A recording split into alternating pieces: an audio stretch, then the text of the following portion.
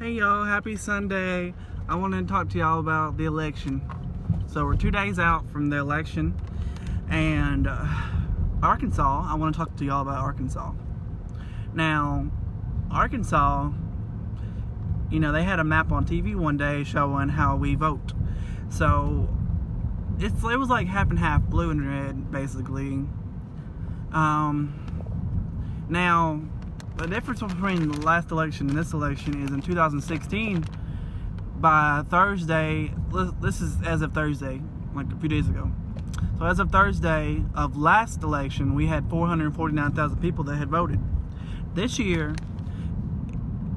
at this point, we're at 643,000 people that have already voted, which is an increase of about 200,000 votes, which is good. And the total amount of people that voted in Arkansas in 2016 was 1,065,000 people. Now, our population is estimated to be 3 million people at this time.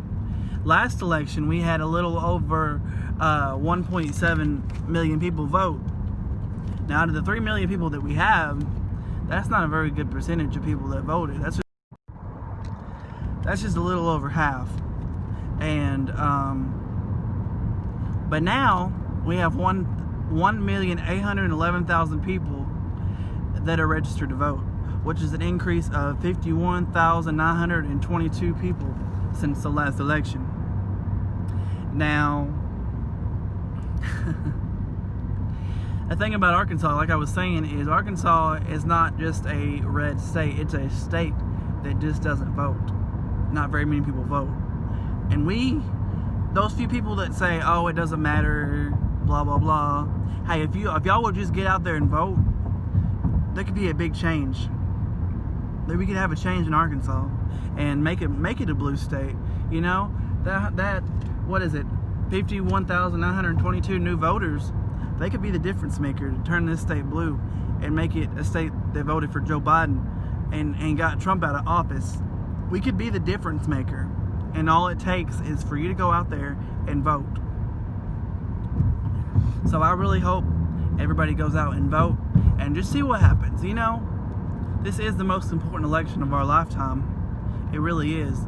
And I really want to see positive change in this country. I don't want to see our country go down the drain. And it's worrisome, honestly, because I really didn't want to see the day where America is so divided. And hate's a normal thing. And hate's not okay. I don't care who you are. Hate's not okay. And my thing is, I don't understand how Trump has the vote of the I don't know how to say that word. Evangelicals, that's probably not how you say it. And the Christians. I don't see how someone like Trump could have the vote of the religious people. Because Trump is the exact opposite of Christ-like. I mean, seriously, God wanted to bring people together. God died for everybody, and God wasn't white. FYI, for all you racist people out there, God wasn't white. He was a Jew. Okay, now get your facts straight. So Jesus died for everybody. Jesus died for Hispanic people. Jesus died for African Americans. Jesus died for white people. Jesus died for Asians. Jesus died for LGBT. Jesus died for women. Come on, y'all. Jesus died for everybody. So y'all need to start acting like it. So whenever you're voting for somebody like Trump, who separated over 500 and something children from their parents, how can you vote for somebody like that? Jesus wouldn't separate people like that. That is horrible. That is one of the worst things that Trump has done during his administration, separating 500, the Trump administration separating 500 and something children. And one of those children was 4 months old. Can you imagine a 4-month-old getting separated from their parents? It's just sick. It's wrong. And I can't imagine being somebody that would vote for someone like that. And not only just that, but someone who cannot condemn white supremacy when Jesus wasn't white himself. Come on now. Like I said, Jesus died for all, whether you're religious or not. I mean, I'm just saying, I'm talking towards those religious people, and towards people that hear the fact that these so-called religious people are voting for Trump. if you're voting for Trump, then you're not a real Christian, because Jesus would not vote for, or if you're a real Christian, then you would not vote for someone that is the exact opposite of Christ-like. I mean, seriously, the hatred and division, I know for a fact God is looking down on us right now and is so disappointed in all the hate and the division being caused by this administration, the condoning of violence and hate. The people that tried to run off the Biden campaign bus off the street on their way to their campaign event, they had to cancel their campaign in Texas because the people tried to attack the Joe Biden campaign bus and ran off one of the, basically almost wrecked the one of the staffers that was following the Joe Biden campaign bus. And then Trump goes and retweets the video of the people surrounding the bus and was like, "I love Texas." Like, that's just saying, "Oh, it's okay what you did." Even though they tried to stop the bus. Someone tried to drive slow in front of the bus to stop the bus. Who knows what would have happened? And the police were called. And there was like one police officer to 50 freaking vehicles, basically. I don't know the math, but someone said that. And I'm just saying, regardless, that is wrong. Who knows what those people would have done to those people? Like I think it was Kamala on the bus and her staffers. God knows what would have happened to those people. They could have tried to kill Kamala and whoever else was on the Joe Biden campaign on that bus.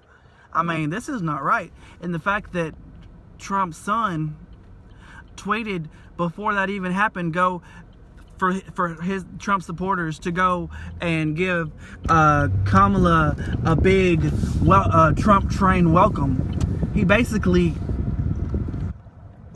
said to go do it, to go harass the Joe Biden campaign bus heading toward, I think it was Austin, I'm not sure, but it was some city in Texas. I mean, that should be a crime. The fact that they said to go do something and then they did it, and they could have killed somebody. Like, seriously, I have a feeling they're going to get a lot of charges against them once they get out of that White House. I'm saying it right now. There's a lot of things. And the fact that Trump is still saying at his rallies, talking down on the Michigan governor because she wants a mask mandate in her state to keep the people of Michigan safe. After even saying that after the fact that after Trump said liberate Michigan, that they had plotted a plan to kidnap the governor of Michigan, and thank God they arrested him. But I mean, this man is still talking bad about the governor of Michigan after she almost got kidnapped. I mean, this hatred, this condoning of hate and violence is not okay. And as a Christian, I do not think it's okay. That is what gives me passion to fight for this and speak out against what's all the wrongdoing that's going on right now in America. It's the hatred and division is just bothers me so bad, because I know that the God that I worship would not be okay with the hatred and division and racism and all of this wild stuff that's going on. That's complete disregard for a global pandemic. It just bothers me when I see just people walking around without masks on, while Arkansas, I don't know if it still is, but last week or the week before, it was number 2 in the nation for COVID deaths. And you still see people walking around here with no mask on. And then the fact that, was it last week or the week before as well, they said that Arkansas was number 1 in the United States for the number of COVID cases in nursing homes. And y'all are still walking around like you don't care, walking around with no mask on and getting in people's faces and with no mask on, or just getting in people's faces in their bubble in general. Like, y'all gotta have some respect for folks that would just want to protect themselves and the people they love. I mean, gosh, I am so ready for these next 2 days to be over with so that we can get Joe Biden in that office and work towards the future and making this country come together once again. And I really hope to see it. I gotta go though, but I will see y'all later. Go vote, please, please, please. Your voice matters, and you could be the difference maker. Y'all have a good day.